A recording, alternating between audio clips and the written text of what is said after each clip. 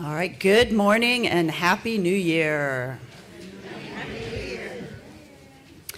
So my name is Karen Morikas. I am your worship associate this morning. And I am delighted to welcome you all to our first service of the new year. And I think, it said on the TV up there something about New Year's meditation is our theme for today. So again, New Year's. So UUCLB is a welcoming and inclusive religious community rooted in love, trust, and freedom. We celebrate our congregation's inclusivity and seek to grow our multicultural, anti-racist, anti-oppressive congregation and denomination. Greetings to all of you, especially those who are new or visiting our church this morning. Now, I'm going to go off script a little bit, but if you would like, if you are a guest or if you've only been here for one or two times, if you would like, you could stand or raise your hand. You could introduce yourself, but absolutely no pressure. I know some people don't like to do that, but we would like to know if you are here for the first time so we can come and say hi to you afterwards. So do we have any? We have one person in the back. Welcome. Welcome, Amanda. Okay, he's here somewhere. All right, we have... Hi, Randy Duno. I'm visiting from First UU of Berks County in Pennsylvania. Oh, welcome.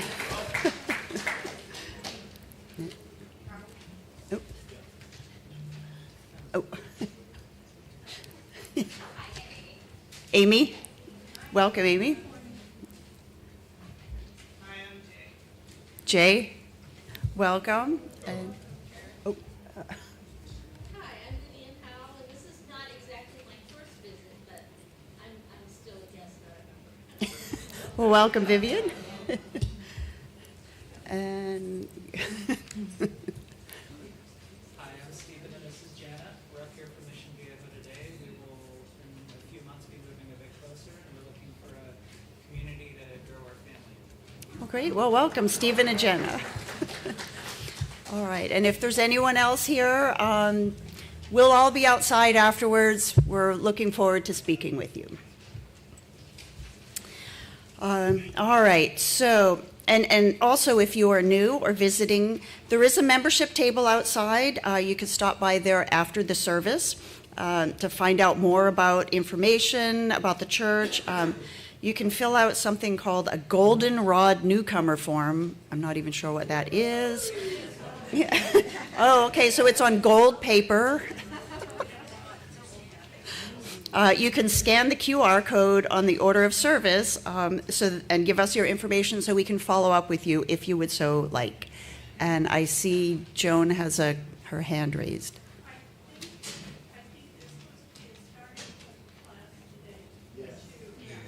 Yes. Right, and so there is a starting point class. It's on the back of the order of service. So again, if you'd like to learn more about the UU faith and about UUCLB, please stop by. It is in the lounge, which is over in that direction, starting at 11:30. All right, let's see. And Joan, actually, that was the very next sentence in the script here, so you beat me to it. All right, so welcome to those who are on Zoom and YouTube. And now for the people who are in the room here, please take a moment to silence your cell phones and electronic devices. And now we can get up and greet one another very briefly, but warmly. I better check my phone.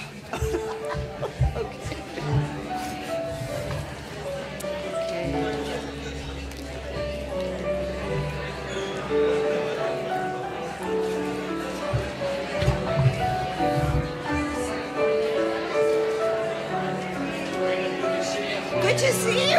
Hey, hello again.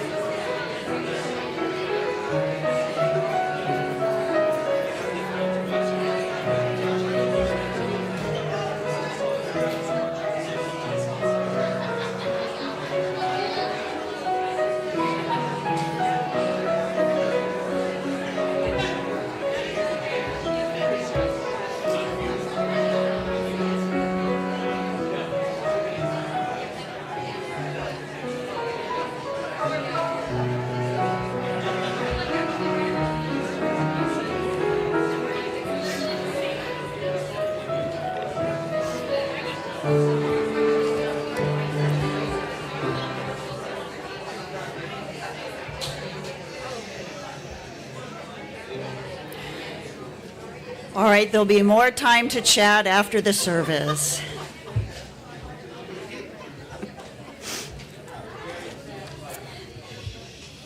And actually, after the service, so two things. If you are watching us online, you can please join our Zoom coffee hour, where you can chat with others in the congregation. Or if you are here in person, join us for coffee hour outside on the patio. And I understand now that there's a seating area where the memorial wall is, where that patio is. So if you would like to sit down, you can go out there. Or you could just stand around anywhere out there. Let's see, we have our organic community garden. I saw that there are some vegetables on the table. I'm not sure exactly what, but you could go out and check out the table or the garden itself.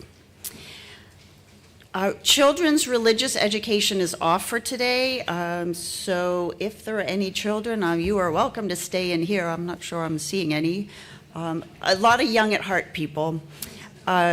But also the Rainbow Room is open for care for toddlers and infants. All right, now we do have a couple of announcements. The first one I'm going to say, and you guys should already see this, but on the back of your order of service, it does talk about the Starting Point membership workshop, but also there's a caring card. You can make cards as part of the pastoral care team, so that's happening today. And then we have two announcements, other announcements. We have one from Tracy Gephardt-Seeley about the auction, so come on up.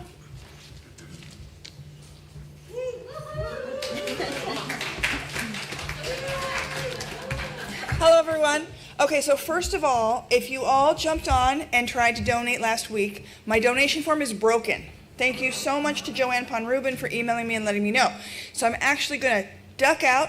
I can totally hear you, because I want to hear what you have to say, and fix the donation form. So it'll be fixed by the time you get out of church. But we still don't have many donations. Now, I can take responsibility for the broken donation form, but I do need you guys' help because the auction is like 3 weeks away, and it's going to be a lot of fun if we have stuff to play with.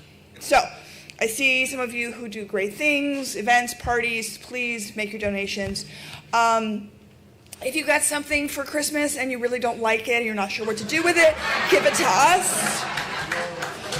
You know, I know that's that weird thing that your cousin gives you and you're like, what the heck am I going to do with this? I don't want to put it away. Give it to us. Come on. All right, so I don't have much more time. We still need some volunteers. We definitely need donations. Come and talk to us afterwards. Next week is the last week for baskets. So if you want to get anything to baskets, it's next week. That's it. So please, please, we're down to the wire. Thank you so much. All right, thank you, Tracy. And now we have one more announcement from Carol Cohn. Good morning, friends. My name is Carol Cohn. I am a member of the Native Justice Team. We are in turn part of the Social Justice Council, and we are planning a retreat that we would like you all to participate in. The council facilitates and coordinates the important work of the Native Justice Teams. The Green Team, the Immigrant Justice Team, LA Voice and Organizing Committee, the LGBTQ plus caucus, the Native Justice Team, the Racial Justice Team, and the Saving Democracy Team. The purpose of the retreat is to reboot and gear up for the new year. Yahoo! Okay? We need new members, new ideas, and new energy, so please come. It's on February 2nd, 1 p.m. Mac and Ken will be at the tables during coffee hour to answer any questions to help you sign up. Mac and Ken, are you there? Very nice. Thank you, friends. Blessings to one and all.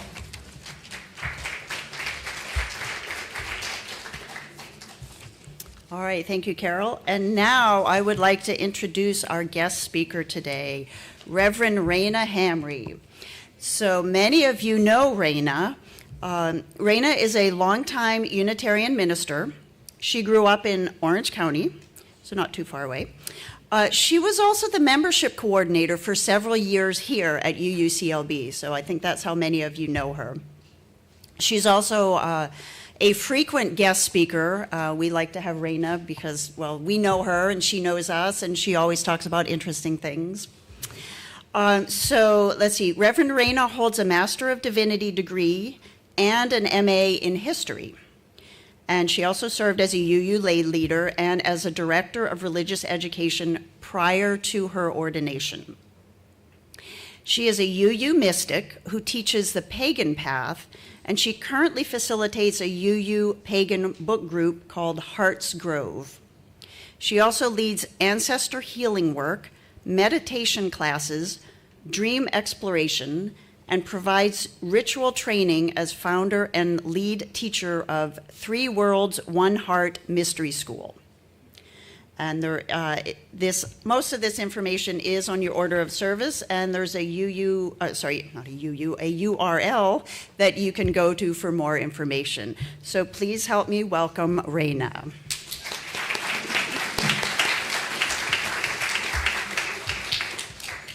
All right, now let's see. And now we're going to light the chalice. So our chalice lighting words are from the Reverend Leslie Takahashi, and it's entitled On the Brink. All that we have ever loved and all that we have ever been stands with us on the brink of all that we aspire to create. A deeper peace, a larger love, a more embracing hope, a deeper joy in this life we share. As we light this chalice, come let us worship together. And did it actually get lit? All right. Okay, and now we are moving into our first hymn, Morning Has Come, and I believe the words will be on the boards. That is correct. Good morning. Please rise in body or in spirit and join us in singing Morning Has Come.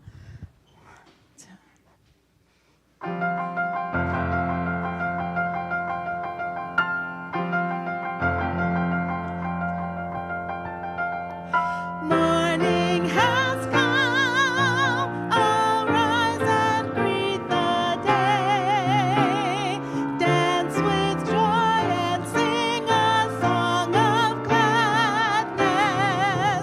The light of hope here shines upon each face. May it bring faith to guide our journey home.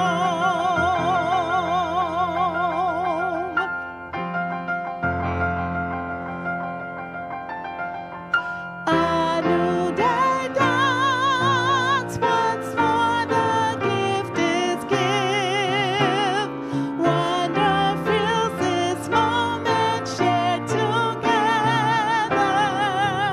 The light of Christ here shines upon each face. May it bring faith to guide our journey home.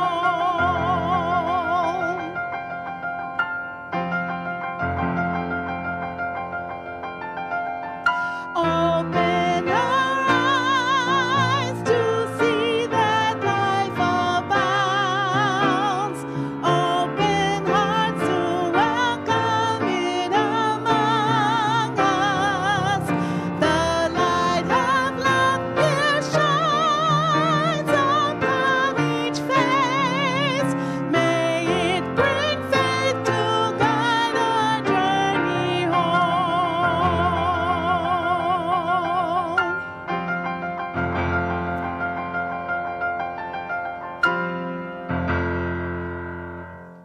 You may be seated. Thank you.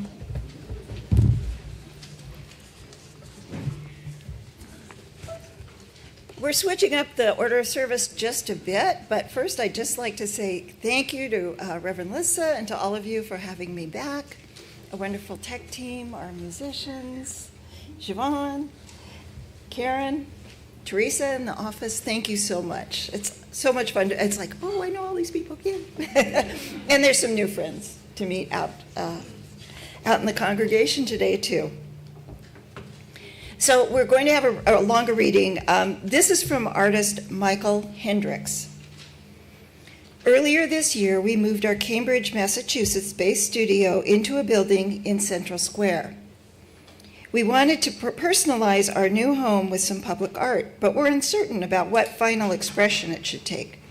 So we got started by slapping on a new coat of paint, transforming it from an oppressive gray brutalism to a welcoming white canvas. Our studio was revisiting work by an artist nun named Corita Kent. We found her work and process deeply inspiring to our culture.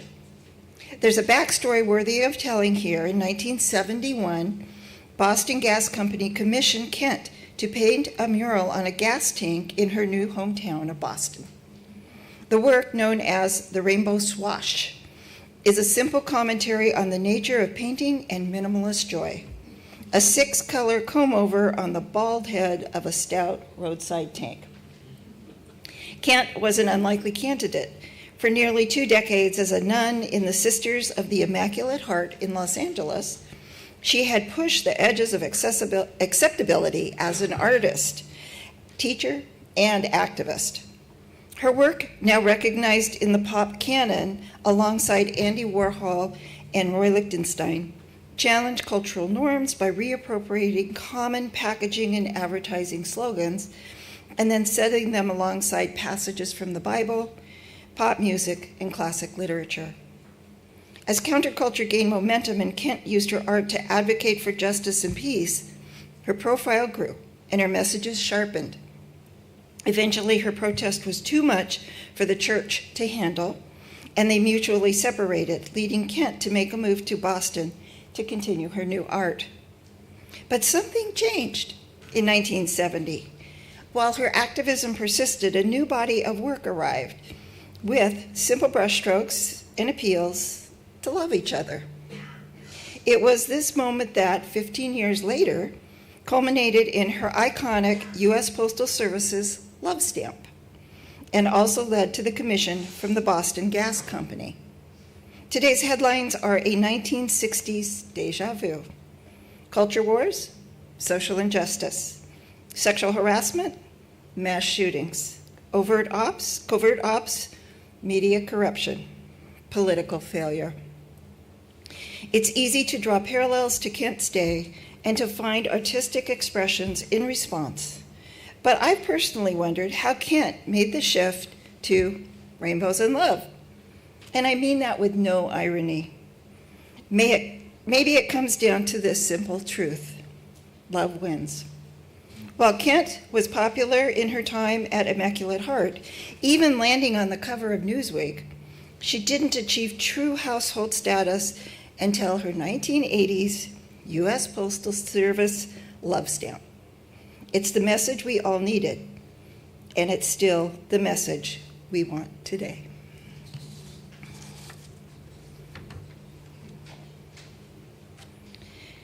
So please join me in the spirit of prayer or meditation, the words of T.S. Eliot. What we call a beginning is often an end, and to make an end is to make a beginning. The end is where we start from. We shall not cease from exploration, and the end of all our exploring will be to arrive back where we started, to know the place for the first time. Amen, and blessed be. Please join me in a moment of silence.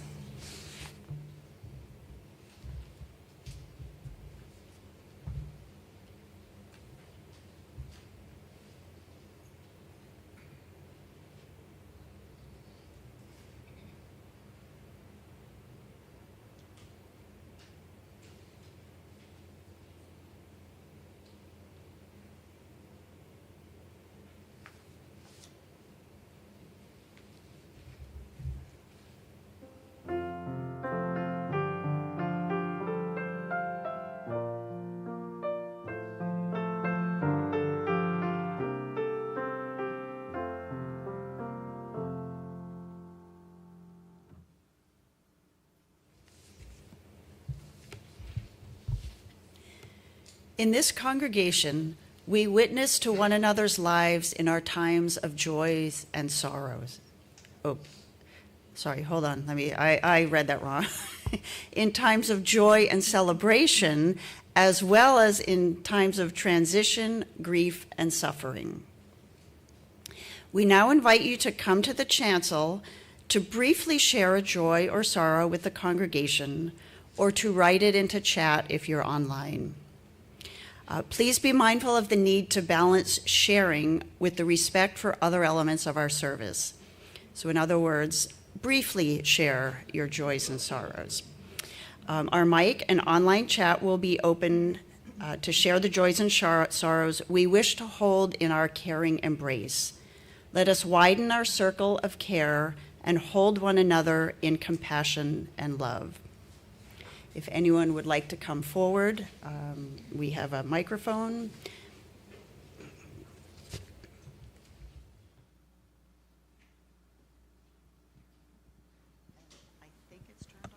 Hi, I'm Grace Lawrenson, and I have a sorrow and a joy that one of my grandsons is going to be having back surgery, and he's a special needs child, and it's very important that he do this, and just help us keep him in your minds. Thank you.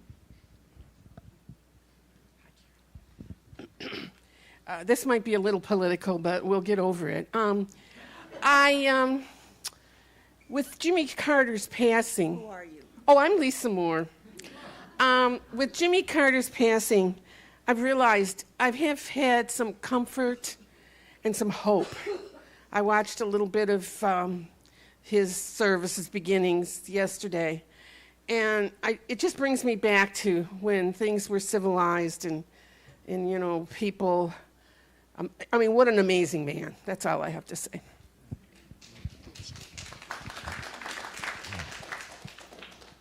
Hi, my name is Michael Catti, and I just wanted to tell everyone that the last standing hospital in northern Gaza, the Kamal Adwan Hospital, has recently been seized and burnt down. The medical staff was abducted, and patients were told to walk to an Indonesian hospital south of there that's not even functioning, and they're wounded and sick, and just, you know, keep that in mind and do whatever we can do to bring more attention to that, because it's not being covered in a lot of the Western news outlets, and people are suffering.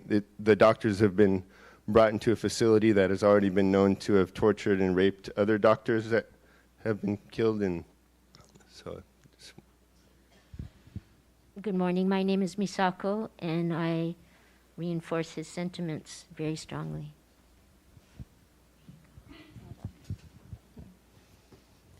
I'm Rachel, and this is Jason. And we lost a dear friend to us. He's been a friend for about 20 years, and his name's Todd Duke, so we're just here to honor him for a bit. Thanks. Hi, I'm Hannah. I'm visiting from Virginia. My dad had a heart attack 16 days ago, and we're going to have to, he's been on life support this entire time, and we're going to have to end life support very soon. Hi, my name's Joan DeVonzo, and we adopted a cat, almost 1 year old, very lively, and my second joy is that my older cat is not going to eat him alive.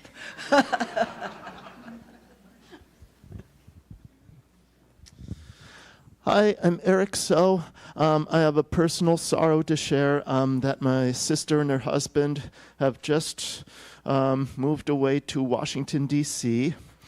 But I have a personal joy, which is that I get to go visit them this coming May. Plus my niece in New York City.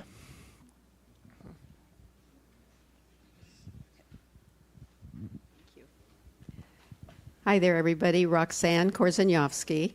And I was up here, if you remember, about a month ago, and we were talking about hope.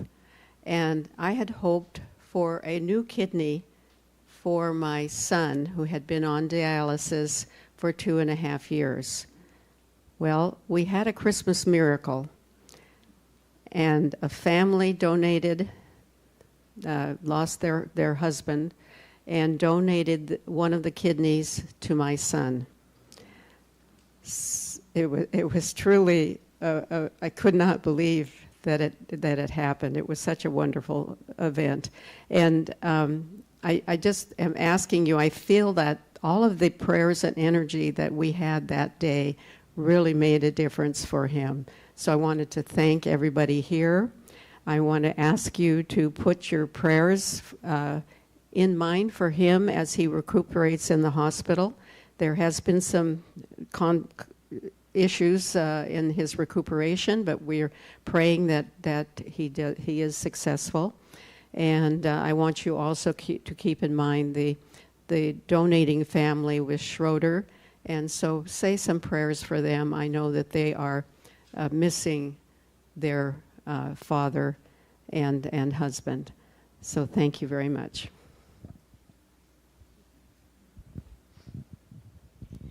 Thank you. I just wanted to share that my sister's long time on and off again, but always constant love, Brett Vaughn, died suddenly right before Christmas. And it's been very hard for my sister Bronwyn. And of course, he's like my unofficial brother-in-law too. And and he's really the only dad figure that my nephew William knew, and so it's kind of weird for him, although he's doing okay. So just next week, if William comes, keep in mind that he's going through something, and keep my sister Bronwyn and William in your thoughts. Thanks. Hi, I'll be brief. My joy is that I was finally able to get a Purple Chase lounge that my evil fiduciary told me I couldn't get. I saved my pennies, and I got it anyway. Don't tell Chriselle Dombrowski she can't do anything. And I was able to donate $25 to the World Food Kitchen. Palestine must be free. Thank you. All right, do we have anyone outside who would like to share a joy and sorrow today? I don't see anyone indicating, so we do have a few online. Okay, thank you. From Maurizio. His joy is that his knee surgery went well and is now recovering, and thanks everyone for all their best wishes. And then from Alicia and Bob Moore, we were thrilled to have a brief visit with our daughter Connie, who many of you might remember. So much love.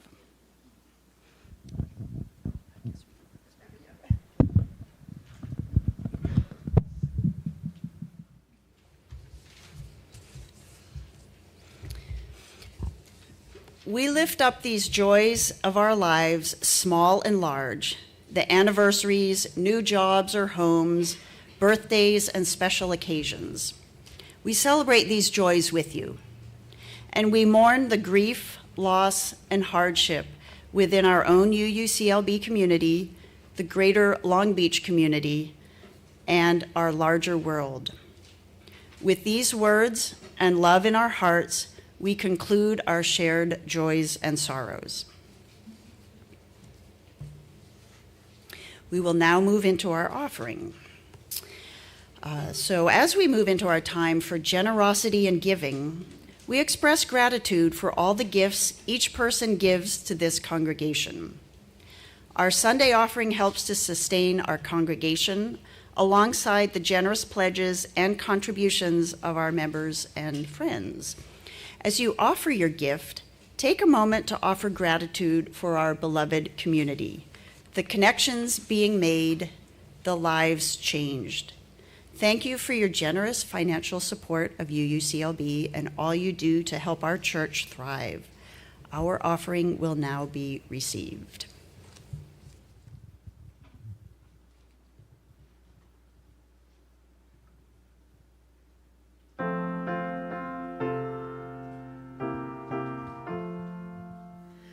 My life flows on in endless song above earth's lamentation. I hear the real, the far of him that hails a new creation through all the tumult and the strife. I hear the music ringing. It sounds an echo in my soul. How can I keep from singing?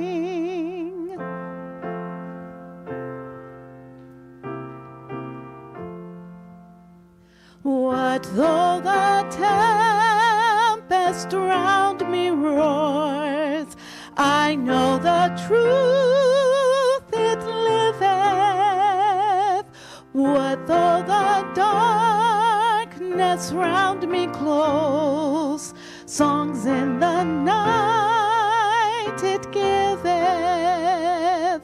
No storm can shake my inmost calm, while to that rock I'm clinging. Since love prevails in heaven and earth, how can I keep from singing?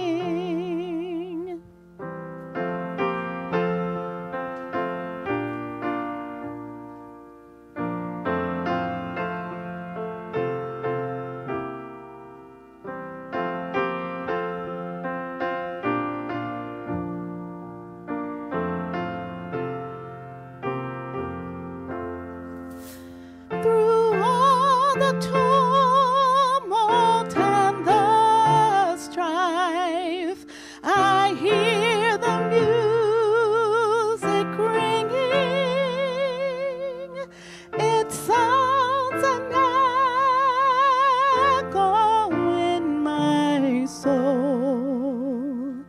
How can I keep from singing?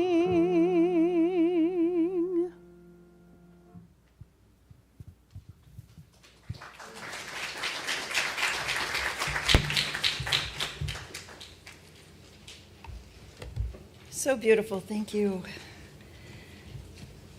And my family also suffered a death this holiday season. So if you're here and your heart is hurting, you're welcome here. If you're here and your heart is full of joy, you're also welcome here. And like so many times in life, if it's mixed, a little bit of joy and a little bit of sorrow, you're also welcome here.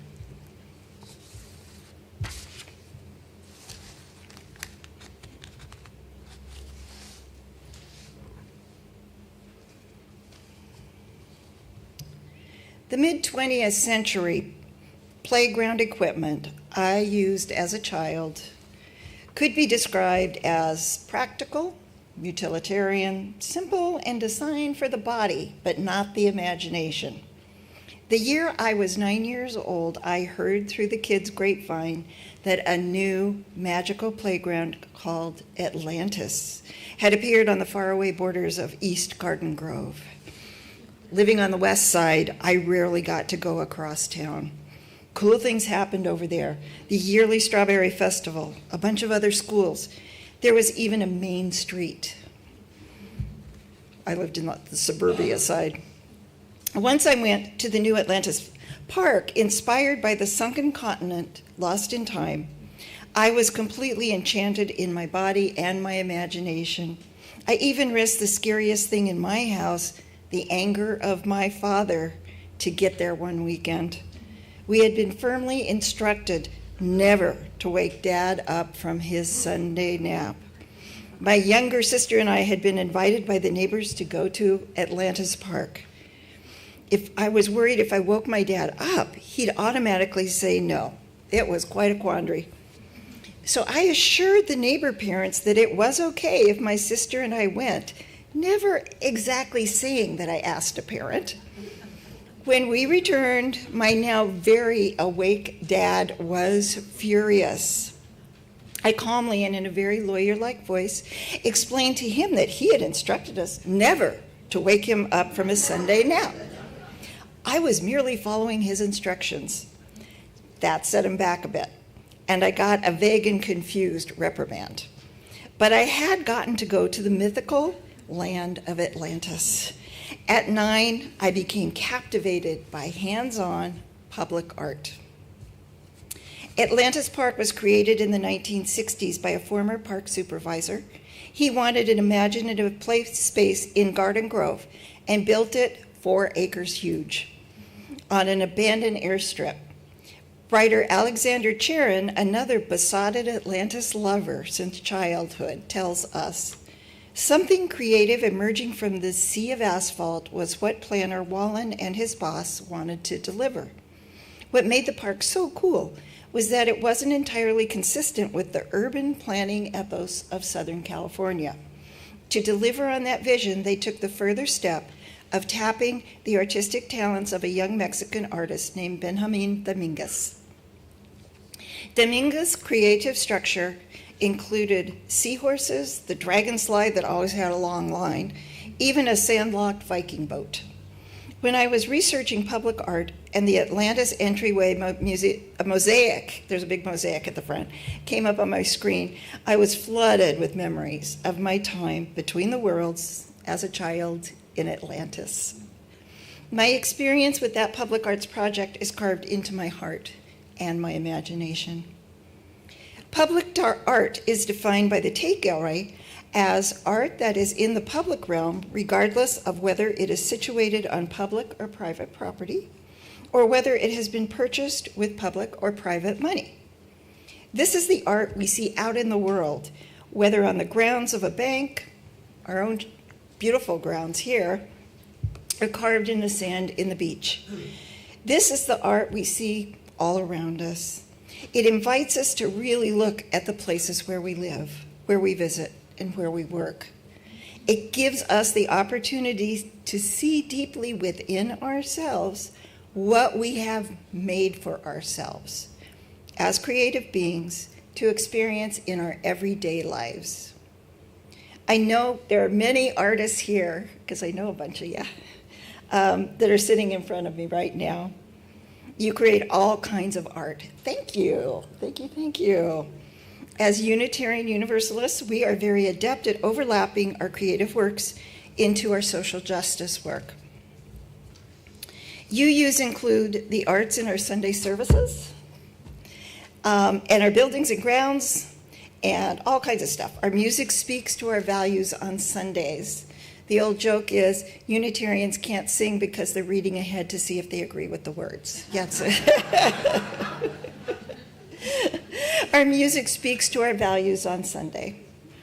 What sparked my own interest in the topic of art for change is that as a brand new, mostly retired person, I, like many, followed my retirement dream of painting pictures.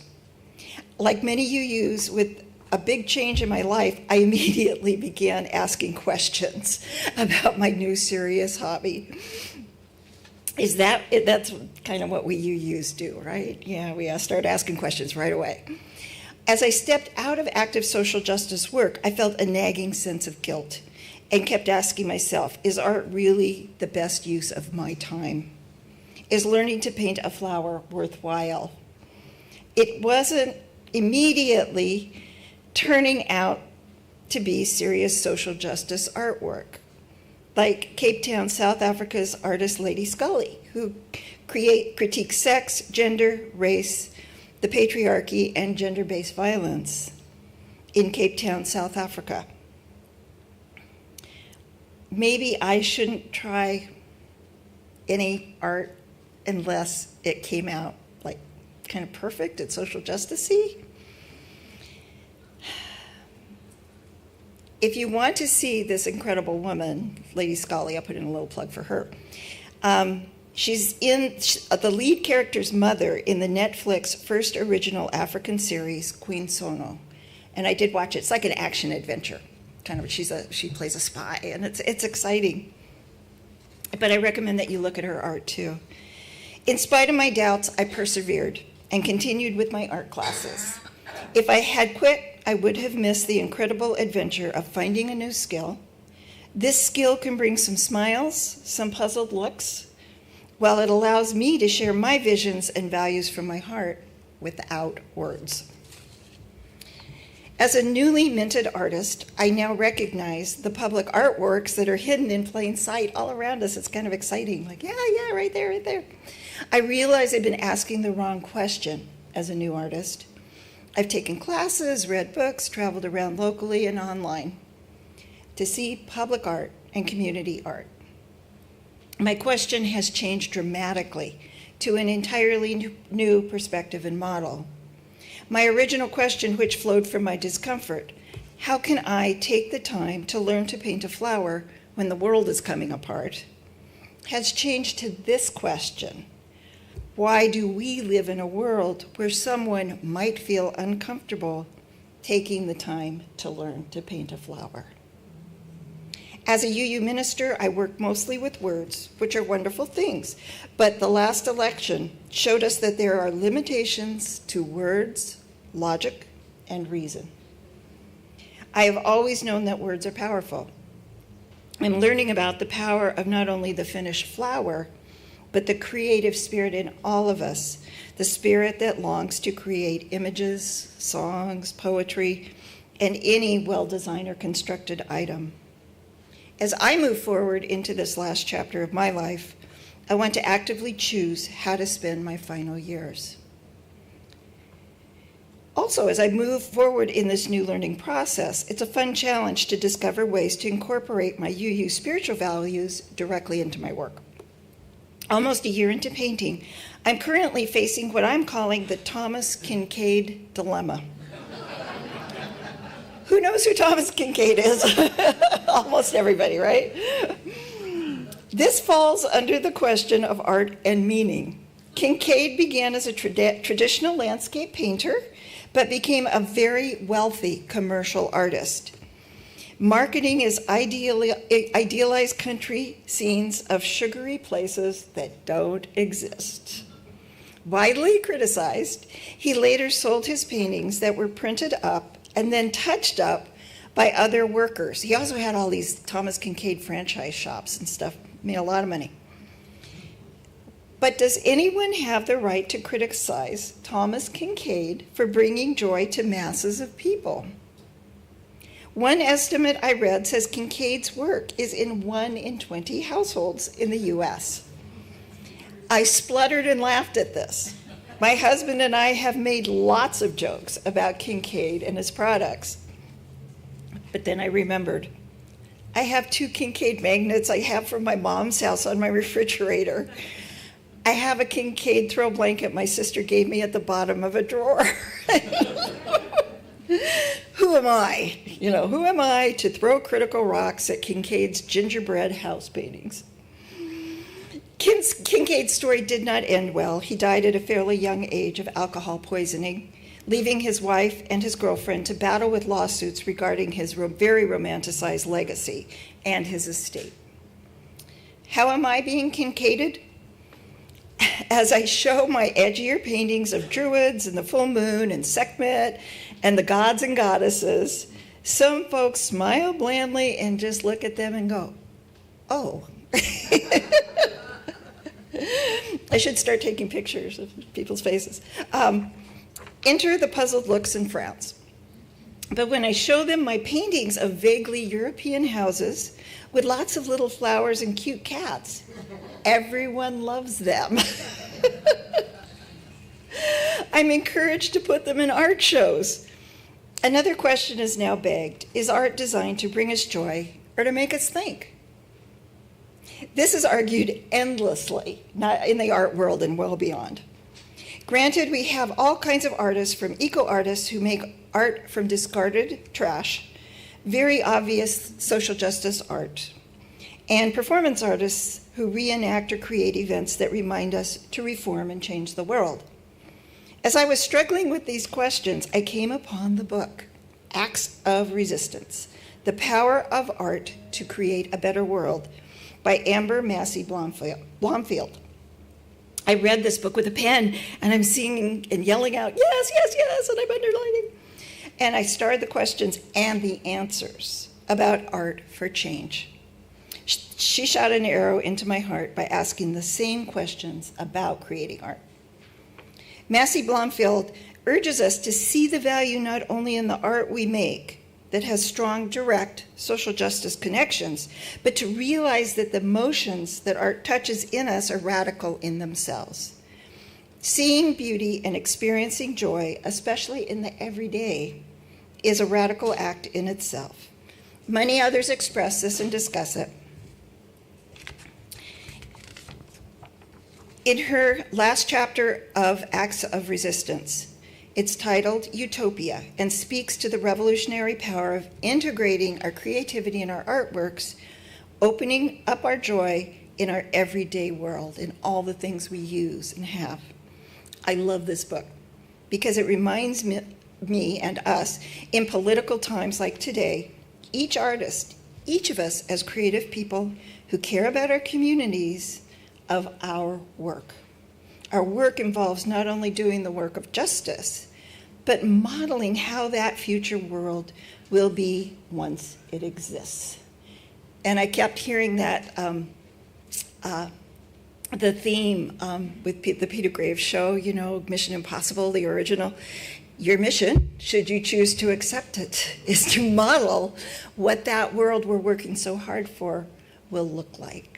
And the tape will destruct in 30 seconds. The results of our creativity should be woven into our everyday lives, into the things we see, hear, and need to live. Government does not have the right to shut down our creativity and our connection to joy, or our artistic connection to the places where we live. I've intuitively found the answer to my questions about art and creativity, and the answer is a capital yes. Yes, paint the flowers in the houses that make people happy. Yes, echo the ancient images and reimagine the divine feminine. Yes, take the time to learn your art so that your heart can sing and you can share your joy. Ask your questions.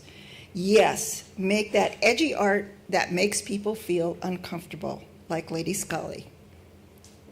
Citing scientific studies about our brainwaves and heartbeats becoming synchronized through music and shared experience, designer Ingrid Lee tells us that celebratory joy creates a unity on an emotional level and a physical level. Having been in drum circles, I can kind of attest to that, you know, if you're, or singing, when everybody sings together and you're really into it. She sees this as a complete positive for our independent spirit. I am very hesitant about that. I think it could be argued either way, as a good or a problematic thing, because I immediately thought of like the Nuremberg rallies, the big things in the Germany in the 30s. Yeah, they were all had the same heartbeat, but you know, we need to use our powers for good. I can suggest a way for us to make our own public art. It's portable, it's fun. Intentionality is what I love about Day Shilkret's passion for making morning altars. For us late risers, I've changed the name to Daily Altars. Sometimes morning eludes me now. His intentionality turns his 7 steps for making an altar into a deeper meditative practice. He has videos online, and if you want to see some really gorgeous altars, you can purchase his book, or Denise Lynn's Denise Lynn's book on altars. Day's meditative approach to altars echoes the ancient Asian practice of mandala meditation. We create sacred art from ephemeral, impermanent materials like sticks, leaves, seeds, flower petals from our daily walk. We walk away. For those with visual impairment, you can use your sense of touch. We can collect items and use a grabber or, mobility aids, however it's easiest for us. And here are the 7 steps quickly. Collect natural items, select a place for the altar, clear a space. Create the altar, set an intention for each altar, for us or for others. Take a picture and share it. The hard part, walk away. The altar will break down and return where it began, a reminder of the impermanence of all things. Sometimes the items I've collected from my tightly manicured suburban sidewalks seem more like a suggestion than a statement when I make my altar. I'll put together a pattern mandala, but after looking at the other altars in books and online, I just kind of feel like it's pathetic. I decided to get over this. I can really get hung up on perfectionism. My colleague, Reverend Sarah Gibb Millspaugh, explains perfectionism is one of the hallmarks of UU culture and white supremacy culture. There are some definite upsides to seeking perfection, especially when it keeps us always learning, always striving. But perfectionism has a cost. It keeps us focused on the negative rather than nurturing the positive.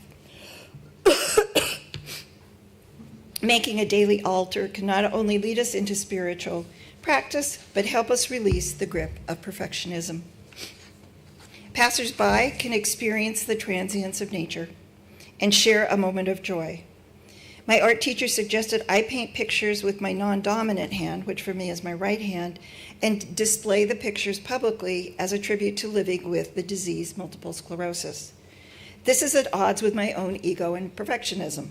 It's a good challenge for me, and we can challenge our own perfectionism in our own unique ways. I'm heartened by the creative efforts I see locally and all over the world. There are mosaics filling potholes, fun pictures on utility boxes, huge three-dimensional paintings on buildings and sidewalks. I love those sidewalk ones where it looks like you're going to fall in, you know. And I have a short bibliography at the back if anybody wants to go to some of those websites. I do want to highlight the wonderful public art mural projects that are exploding in the city of Anaheim. The murals combine beauty, history, and social justice messages, and it's just a feast for the eyes. I went Friday and drove around and looked at the murals. Mural artist Carla Roque is engaging students to help design and paint murals at each public elementary school. And this gives the students the experience of the planning and the hands-on work. I went on Friday, and with my friend, he's also a UU a member at the Anaheim Church congregation, Mazat, to tour the Anaheim City Street Mural Project. Anaheim, the city that hosted rallies by the largest white supremacist organization in the state 100 years ago, is turning around a toxic heritage. Citizens are now celebrating their indigenous roots and majority culture for all to see. Our first stop was the Untold Story bookstore. More than a bookstore, it not only stocks books by authors who've been banned, but showcases showing local writers and authors. I invite you to like their page on Facebook to support their effort and perhaps attend one of their book signings. I spent a wonderful afternoon sipping tea and sharing stories. They have a wonderful space, and again, it's the Untold Story in Anaheim. Mazat and I then toured the murals he's been coordinating. The murals are painted in one of the poorest sections of Anaheim. Making friends with the people in the neighborhood, the artists are painting indigenous symbols and art in places that have traditionally been covered by graffiti. We walked the neighborhood, starting with the corner store, where I met the owner, and that particular building has been covered with really colorful indigenous figures with jaguars and parrots and animals, all kinds of neat images. The graffiti taggers are respecting not only the murals, but the spaces that have been cleared for murals, which is huge in this neighborhood. So that shows the connections they're making. One dream is to get the taggers involved as artists in the mural project. One man we met told us that seeing the murals instead of graffiti changes people's hearts and puts just them in a different mindset. The people we met involved in daily tasks like laundry and sweeping all spoke to the changes the murals have brought in their neighborhood. We chatted with folks hanging out on a chilly Friday evening. One man was sitting in a courtyard handing out bananas to everybody, and I used my 25 words of Spanish and smiled a lot. Mazat was great. He translated for me back and forth. It was getting dark as we prepared to go to the last place. We decided to drive for safety reasons. We didn't want to get into any trouble. It was a powerful experience to stand as a witness and ally as art for change in a real time, in a real place. Supporting these grassroots efforts to integrate beauty and joy into our daily life, not just ours, but other people's, of all economic levels, helps us live out our UU values. I have to be careful because the administrative tasks come really easy to me, but I'm determined to keep some time for my family and my own painting. If you want to help but don't know where to start, talk to me. Talk to me. I'll help you. Let you know where you can help out. In this new year, I invite us all to take a look anew at public and community art. I know there is plenty in Long Beach. It's a beautiful city.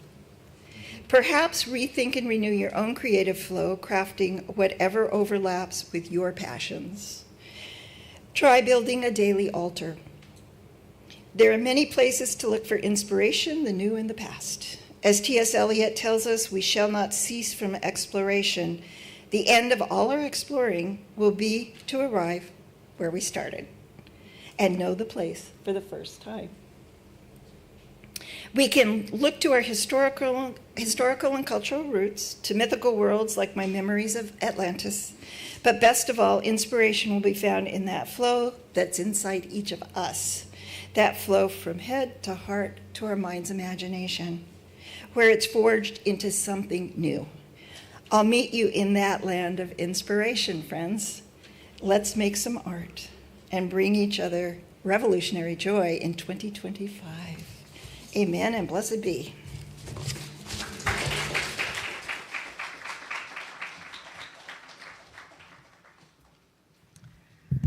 Please rise in body or in spirit and join me in singing hymn 326 in your gray hymnals. And as you guys are flipping the page, I'm going to actually ask Robin to play the hymn all the way through so we can get the melody in our ear.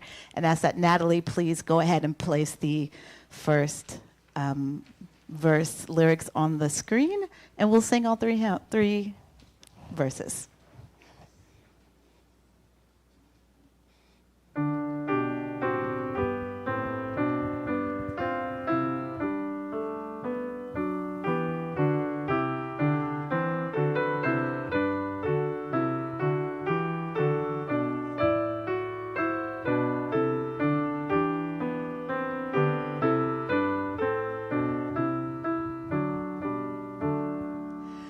Let all the beauty we have known illuminate our hearts and minds. Rejoice in wonders daily shown, in faith and joy and love that binds.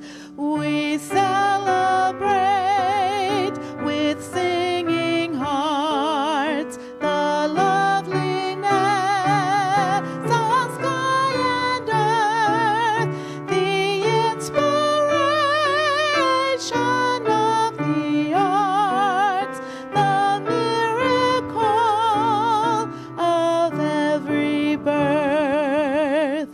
Life's music and its poetry surround and bless us through our days. For these we sing in harmony, together giving thanks and praise.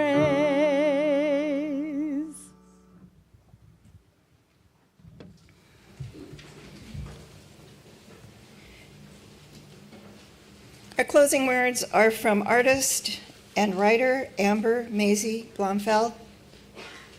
May the lightning bolt of imagination strike, move through you. What you end up with is rarely what you expected. But if you've allowed yourself to be transformed in its making, it's possible that what you hold is something beautiful and true. Let's start now. Let's begin with a hope. Amen, shalom, salam, namaste, and blessed be.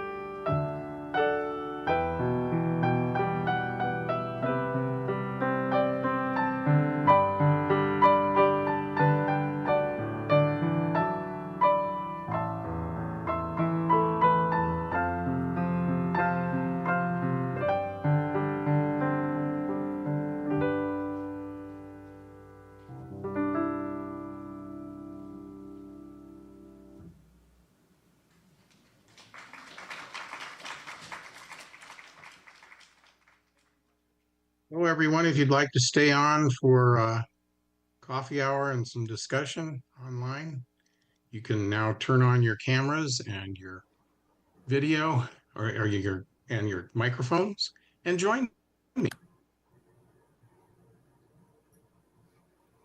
There's Bonnie and Arthur.